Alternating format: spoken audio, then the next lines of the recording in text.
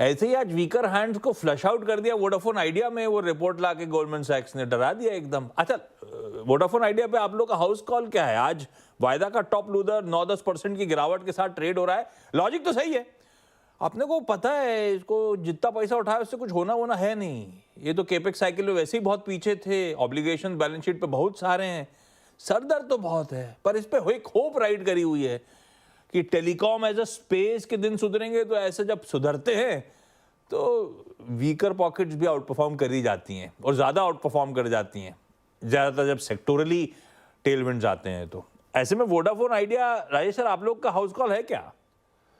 देखिए, हाउस में हमने हमारे क्लाइंटों को जो रिकमेंड कर रखा है वो भारतीय एयरटेल ही रिकमेंड कर रखा है, और जियो के कारण से रिलायंस को रिकमेंड कर रखा है, जो कि हमने कई बार आपके साथ डिस्कस किया है।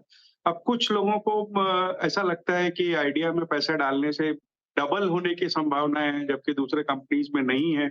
इस तरह के कई निवेशक हैं जो जबरदस्ती वहां पे निवेश करते रहते हैं शॉर्ट टर्म गेन्स के लिए। तो उनके लिए मैंने कई बार ये भी कहा है, चैनल पे भी आपके कहा है कि इसे एक ऑप्शन की तरह लेना चाहिए। जैसे एफएनओ में ऑप्शन लेते हैं ना, कि 10 रुपए का ऑप्शन ले लिया होगा तो 20 रुपया हो जाएगा, नहीं तो 6-7 रुपया हो जाएगा।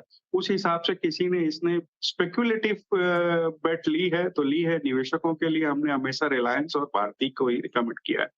कंपनी ने 20,100 करोड़ रुपए अभी जुटाए थे एफपीओ की तरफ से, और कुछ प्रमोटर ने पैसे डाले थे उस वजह से। लेकिन जैसे आपने कहा कि उससे कुछ होने जाने को है नहीं। डेट इनका बहुत बड़ा खड़ा है, केपेक्स सामने में है, 5G की बातें कर रहे हैं, जबकि मार्केट शेयर लूज कर रहे हैं। 4G कहीं का कहीं नहीं है। मार्केट शेयर इस क्वार्टर में भी हमने देखा लूज होता हुआ, हाँ, लॉसेस बढ़ते जा रहे हैं। तो ऐसे कोई निवेश की इसमें सलाह नहीं है, बोल ही रही है। बट ट्रेडिंग की अपॉर्चुनिटीज तो इसमें आती रहती है। हाँ, वो अलग बात। तो आज गिर गया है तो घुस जाए, इस फंडामेंटली लॉजिक नहीं बैठता, ये ध्यान रखिएगा। राजेश सर, उधर की बातें कर रहा है, आप तो पिक दो ना, वो दो जो ढूंढ के लाए हो 100 रुपए से नीचे वाले, दो बढ़िया fundamentally strong idea Rajesh sir के सौजन्य से। राजेश सर कौन से हैं भाई?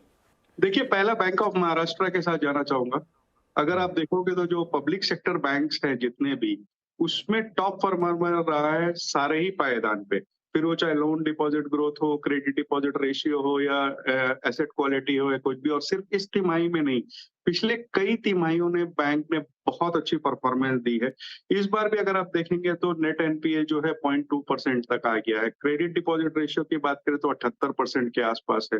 बॉटम लाइन में 47% की जंप देखी गई थी। और अब अगर रेट कट्स के कावियात चालू हो जाती है तो मुझे लगता है कि और भी सोने पे सुहागा हो जाएगा, न केवल इसके लिए, बाकी सारी बैंकों के लिए। तो इसमें हम 75 रुपए के टारगेट के साथ यहाँ खरीदारी की सलाह दे रहे हैं। काज करती है। और अब वो आंध्र प्रदेश में इथेनॉल का प्लांट भी लगाने वाले हैं, करीब करीब 340 करोड़ के केपेक्स के साथ। तो मुझे लगता है कि जिस तरीके के एसेट्स पर, जिस तरीके की कमाई पे बामल लॉरी बैठी है, उसका सीधा फायदा बामल लॉरी इन्वेस्टमेंट्स को मिलेगा।